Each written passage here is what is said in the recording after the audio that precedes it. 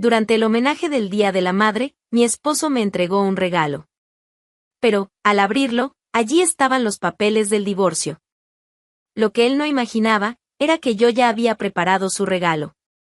Durante 2 décadas, mi vida fue un retrato impecable de la mujer perfecta. Esposa dedicada, madre presente, anfitriona de fiestas familiares memorables. Eso era lo que todos veían cuando me miraban a mí, Belinda, esposa de Ernesto Llorens, uno de los empresarios más respetados de Castellón. El matrimonio era admirado por vecinos, amigos, empleados. Decían que éramos el ejemplo de unión. Y tal vez, por un tiempo, yo también llegué a creerlo. Ernesto siempre fue un hombre que sabía cómo posicionarse. Elegante, elocuente, carismático en la medida justa, pero también meticuloso, controlador, y con un sentido de superioridad que disimulaba con educación. Durante 20 años, acepté vivir a su sombra, ocupándome de la casa y de la educación de nuestro único hijo, Iker. Un joven brillante, comprometido, lleno de ideas y con un sentido de justicia que, confieso, no heredó de su padre. Cuando Iker terminó la universidad y decidió entrar a la empresa de la familia, me pareció natural. Creció escuchando a Ernesto hablar de hojas de cálculo, logística, inversiones. No veía nada de malo en querer continuar el legado. Y al principio, todo parecía prometedor.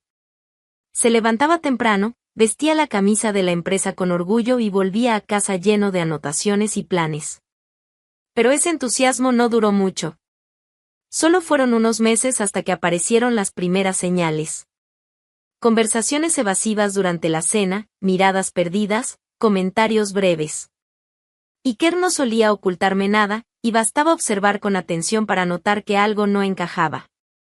Fue una tarde de domingo, mientras preparábamos el almuerzo solo los dos, que tocó el tema por primera vez.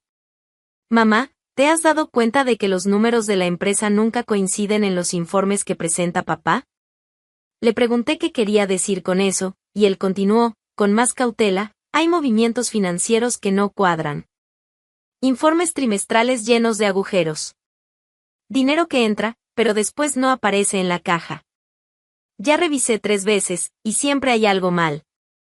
Intenté mantener la calma, aunque no sabía a dónde llevaba eso. ¿Y hablaste con tu padre? Sí. En una reunión, frente al consejo y a algunos gerentes. Pensé que era lo correcto. Quise presentar los números, sugerir una auditoría. Pero él... Iker se detuvo unos segundos. Hizo un gesto seco con la mano, como quien aleja algo desagradable de la memoria. Se rió de mí, mamá. Frente a todos. Dijo que estaba viendo problemas donde no los hay, que era solo ansiedad de novato. Me llamó paranoico y dijo que, si quería jugar a ser ejecutivo, empezara limpiando las mesas. En ese momento, sentí una mezcla de vergüenza e indignación, pero no lo demostré. Solo lo escuché. Después de eso, nadie me toma en serio ahí dentro. Mi propio padre me trató como un estorbo. Pero sé que algo anda mal, mamá. Solo no sé qué es, ni por qué. Eso rondó mi mente en los días siguientes. Ernesto llegó a comentar, con tono de burla, nuestro hijo está un poco agitado, debe ser ese espíritu universitario. Ya se le pasará, Belinda. Él nunca me subestimó, pero siempre pensó que me conformaría con el papel de secundaria. Ernesto creía que lo tenía todo bajo control. No sabía que la propia sangre de su linaje había empezado a tirar de los hilos de la alfombra sobre la que se creía intocable.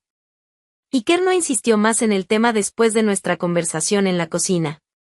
Volvió a la rutina como si lo hubiera dejado todo atrás.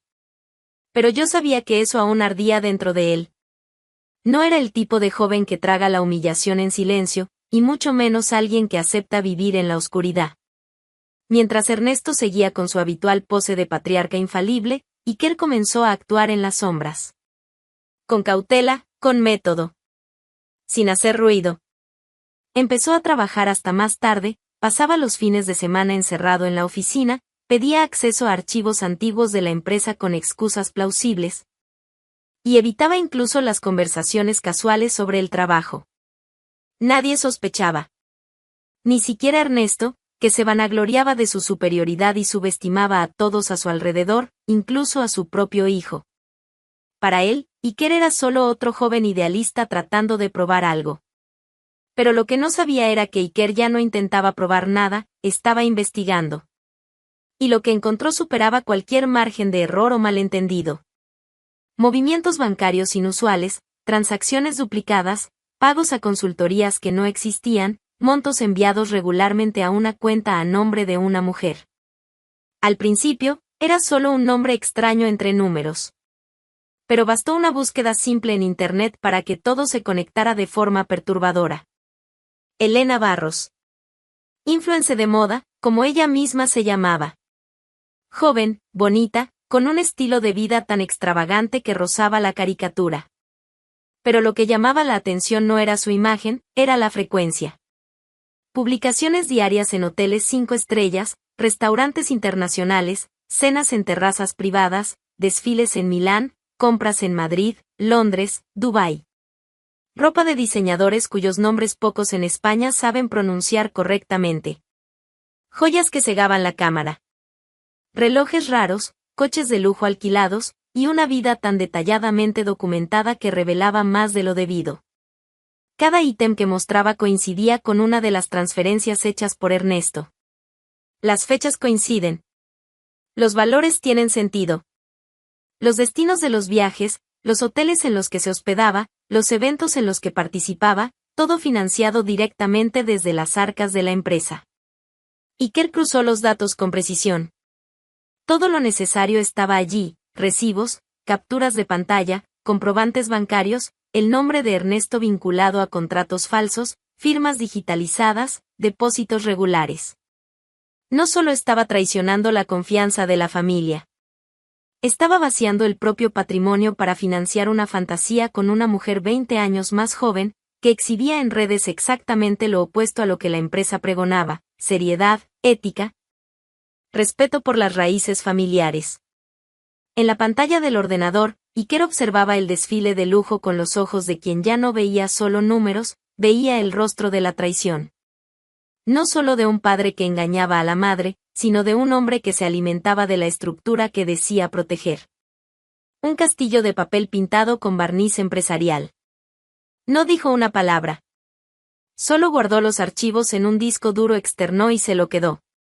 Aún no sabía qué hacer, pero ahora tenía claro a qué se enfrentaba. Ernesto pensaba que lo controlaba todo. Pero sus días de impunidad habían comenzado la cuenta regresiva. Yo estaba en el jardín, cuidando mis azaleas, cuando Iker me llamó con un tono de voz diferente.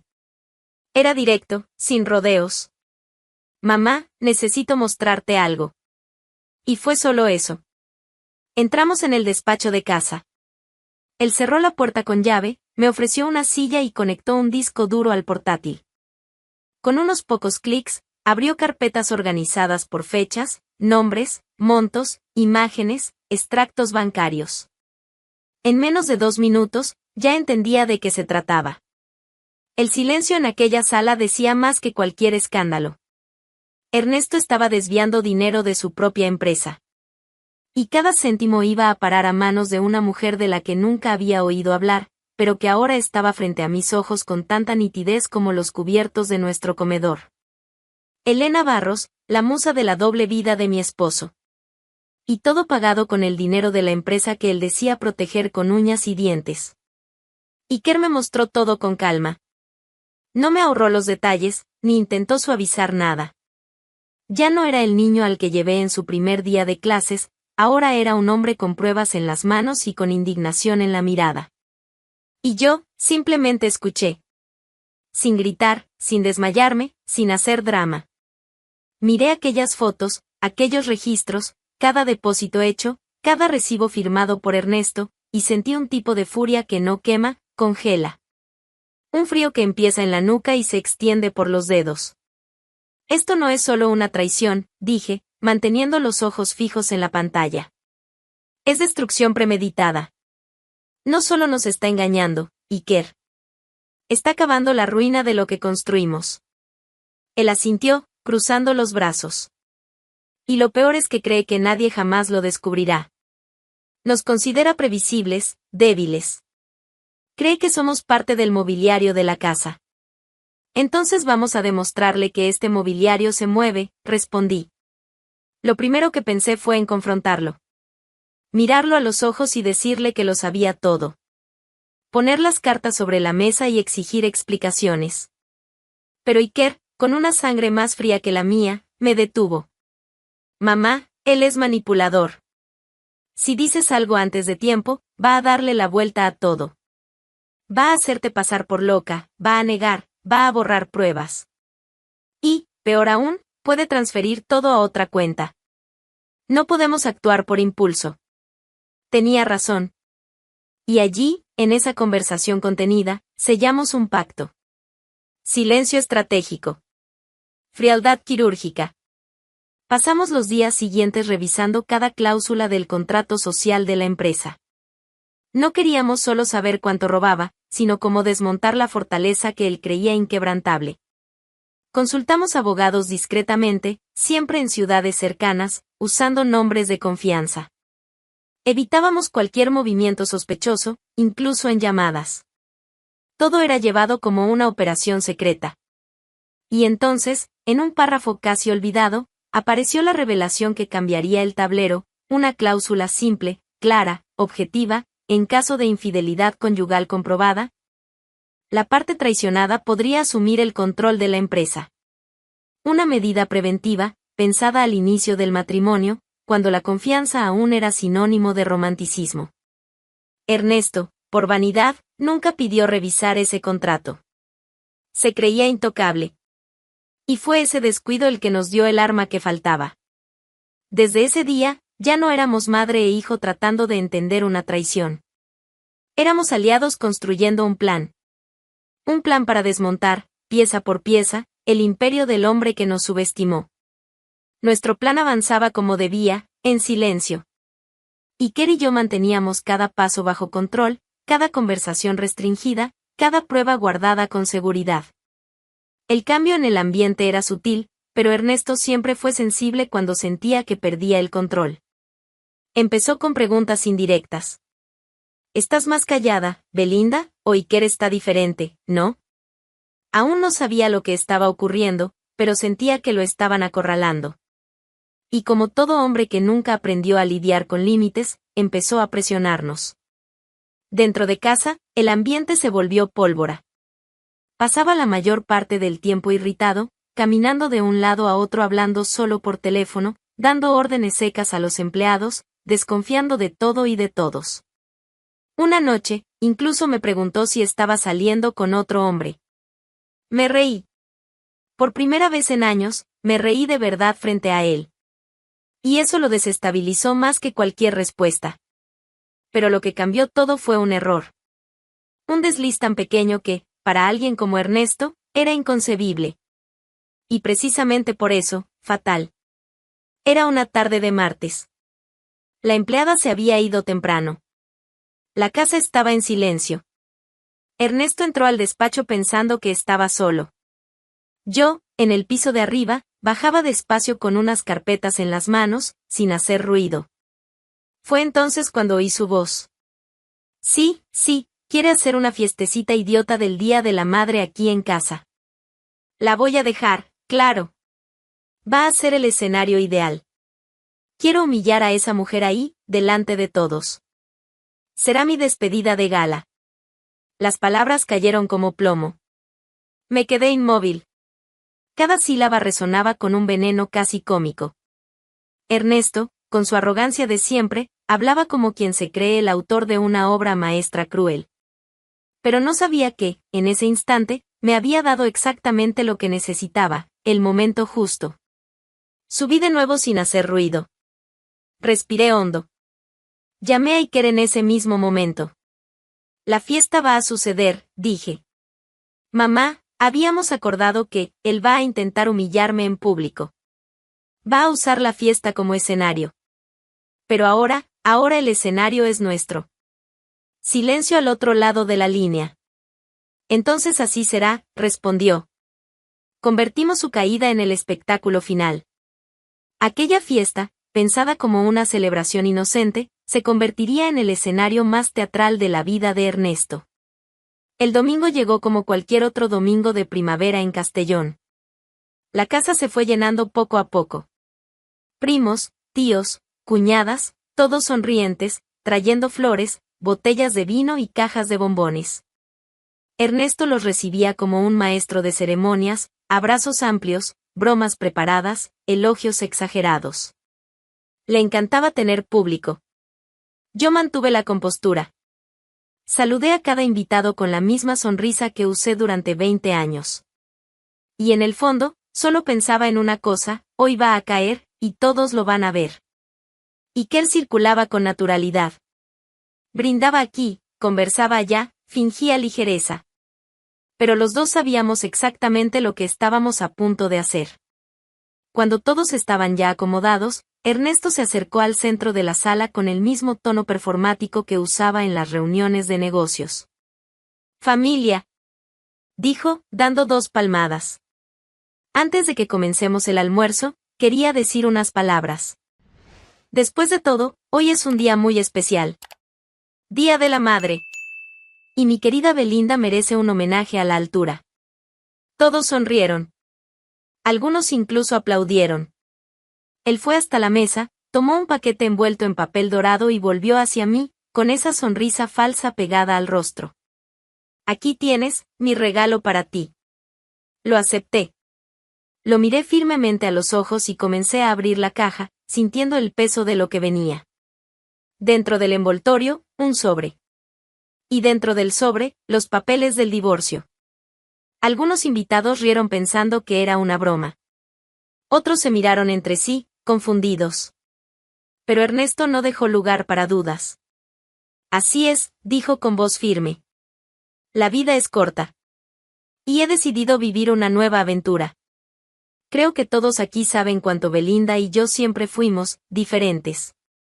Así que hoy, decidí liberarme».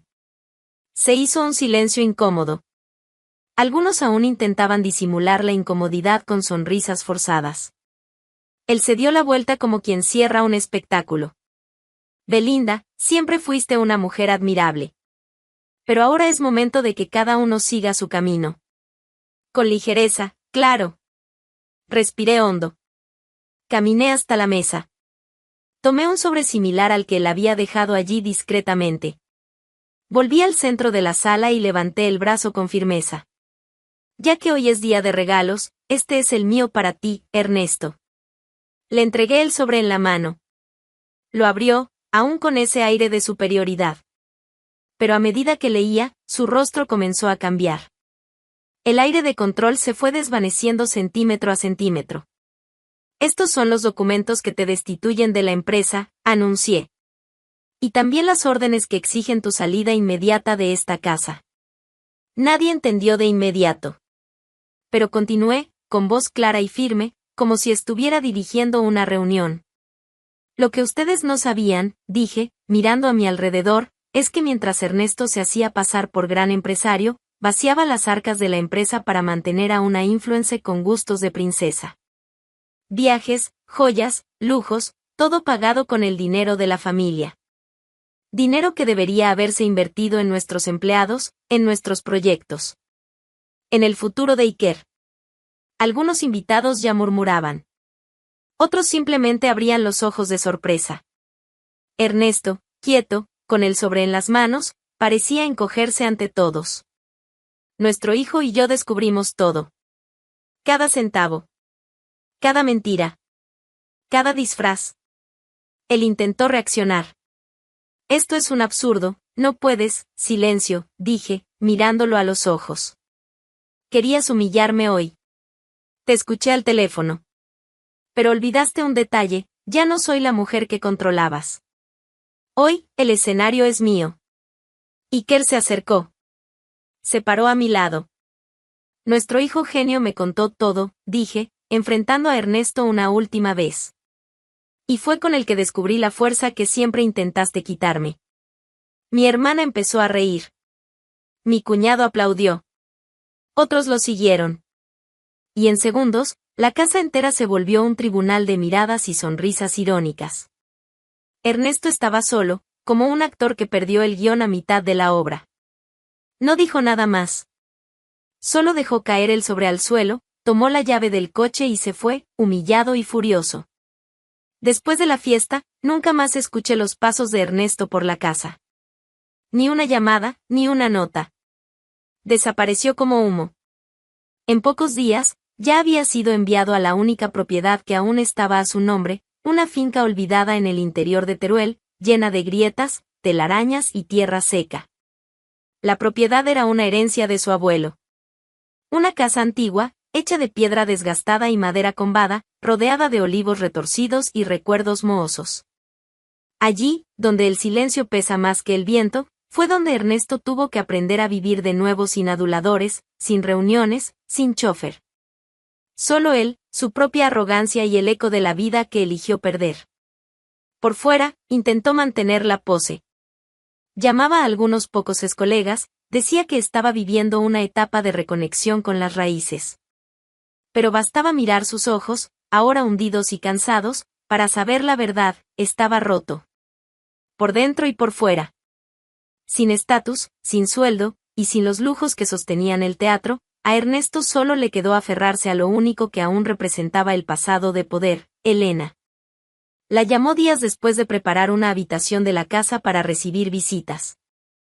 Limpió personalmente los muebles viejos, perfumó las sábanas con lo que quedaba de una colonia francesa y compró vino barato en el pueblo más cercano. Envió un mensaje con un tono casual: ven a pasar un fin de semana conmigo. Lugar simple, pero con mucho encanto. Elena llegó en una SUV alquilada, con gafas de sol enormes y un vestido que parecía más caro que toda la propiedad. Bajó del coche mirando a su alrededor como quien sospecha de un error del GPS.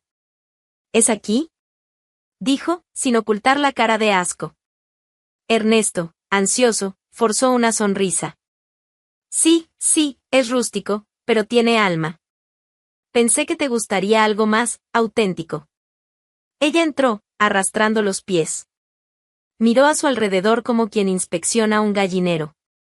Tocó el borde de la chimenea con la punta del dedo y frunció el ceño. Esto huele a moho. Ernesto, ¿qué es esto?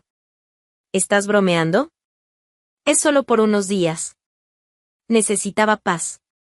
Algo real. La ciudad me estaba drenando. Ella rió. Alto. Sarcástica. ¿Paz? ¿Tú crees que dejé restaurantes con estrella Michelin para comer pan duro en medio del campo? Soy famosa, querido. Tengo colaboraciones con marcas que ni saben dónde queda este fin del mundo. Él intentó acercarse, tocando su brazo. Elena, es solo una fase. Pronto todo volverá a la normalidad. Solo necesito tiempo. Ella retrocedió. Ya no tienes nada, Ernesto. Ni dinero, ni prestigio, ni futuro. ¿A qué vine aquí? ¿A acampar con un viejo fracasado? Ernesto no respondió. Se quedó quieto, tragando la vergüenza. Ella volvió a mirar a su alrededor, tomó su bolso, se puso las gafas y caminó hacia la puerta. Esa misma tarde, borró las fotos que hacían cualquier mención a él. Lo bloqueó, y volvió a publicar desde un rooftop en Valencia, brindando con espumante importado. Al final, él no era ni un recuerdo. Era una mancha que trató como un error de ruta. En la finca rural, quedó el sonido de los grillos, el olor a madera podrida y el silencio de un hombre que lo perdió todo por su propia vanidad. Mientras tanto, aquí en Castellón, el nombre de la empresa fue renovado. La nueva placa fue instalada en la sede con una ceremonia discreta: Grupo Belinda. Bajo mi gestión, y con Iker a mi lado, los contratos volvieron a crecer. Los empleados empezaron a trabajar con otra energía.